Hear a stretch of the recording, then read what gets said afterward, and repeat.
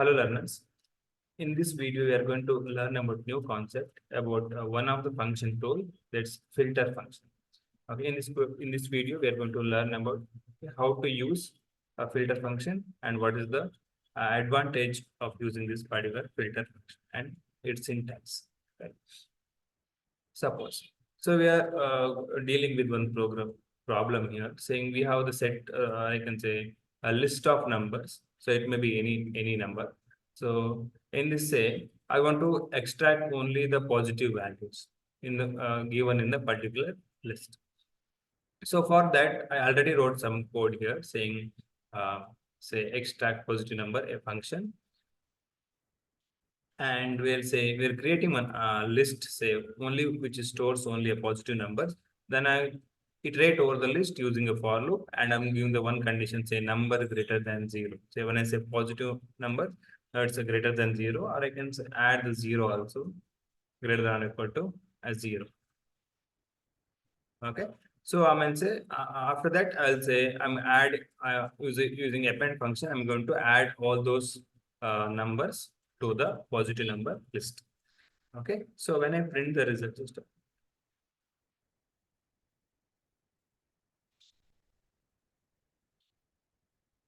so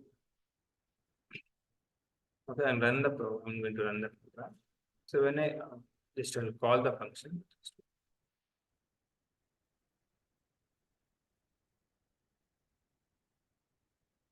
So I'm going to call the function and give the exact result what we needed. So 0, 1, 2, 3, right? So only positive numbers, including 0, is printed.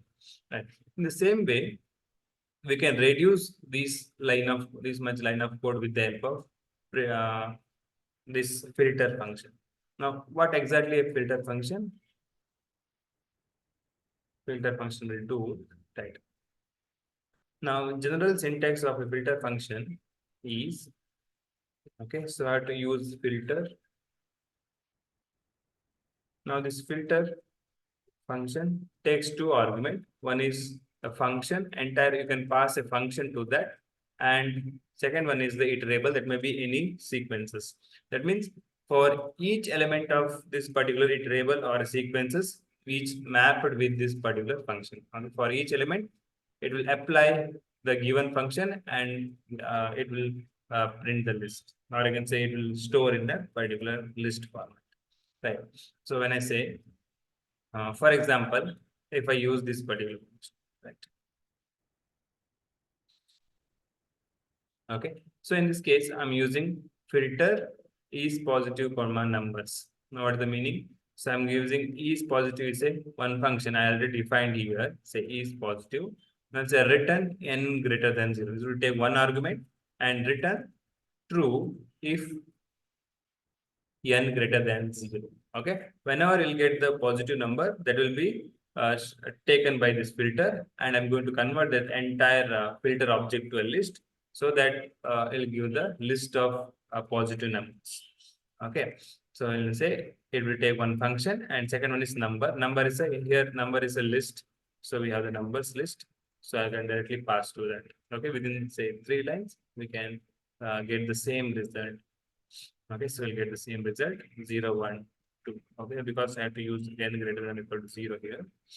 Then I'll get the exact answer. Okay, 0, 1, 2, 3. Right. So in the same way, instead of defining a function, we can use the lambda expressions. Okay, with the help of lambda expression also, we can pass that lambda expression to a particular filter function, and I can get the desired result.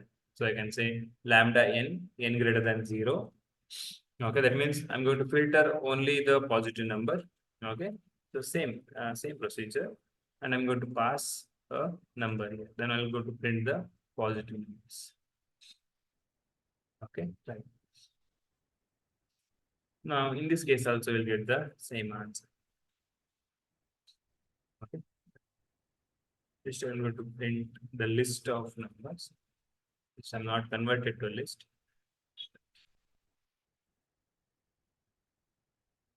Okay, in this case also we'll get the same answer, right? So instead of writing a large or I can say more number of code, you can reduce the number of code with the help of this filter function. With the help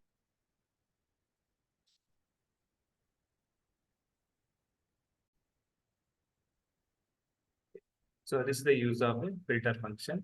Okay, you can use a filter function and with the help of one function and any iterables. That means this function is applied to each element of a particular iterable. In this case, there's a list, right? So each element is passed to a is positive function, and then we'll, based on the result, so we'll go to filter out the